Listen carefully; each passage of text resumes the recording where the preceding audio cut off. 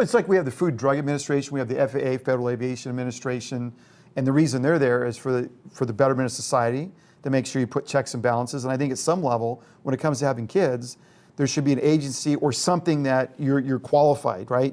You've gone through the requisite steps to bring a human life in this world, to raise it right? And otherwise you get the abortion, you get the rest of it, because I'm having kids too young, I'm not ready, or when I have kids, I'm not economically ready or emotionally ready, or I have all these dysfunctions, right? So, and that sounds probably extreme, I get it, right? But like artificial intelligence, why wouldn't we have something that regulates that? Because that could literally take over humanity.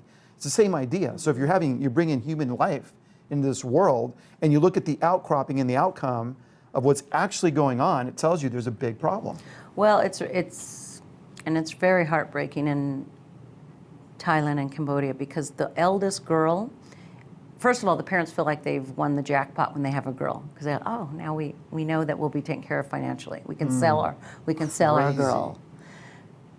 And the oldest girl is the one, it's her responsibility. They send them, because they're from villages, these poor little villages. They send them into the city, to Bangkok or wherever, Pattaya. They send them into the city. And so the girls willingly go because they feel it's their responsibility. Out of all the out of all the interviews, those were the toughest, because they're very, they will not defame their family. They will not. Whereas when I was in Iraq or India or Mexico, the girls are, But in Thailand, Cambodia, they're very soft-spoken, very polite. They will not, like, even when they share something, then they'll try to backtrack. Those interviews were really tough. So they feel that their parents brought them into the world, so they need to now take care of them. Right. But at the expense of their little body and their spirituality and it's awful. It's hard to even think about in America. I mean, it's although it happens here, but. And Iraq was a whole nother deal. I was there when ISIS was still there. We were just 20 miles away from Mosul, and Mosul hadn't been liberated yet. So ISIS went into villages, killed the men, abducted the young girls, made them sex slaves, and made the elder women labor slaves. They would,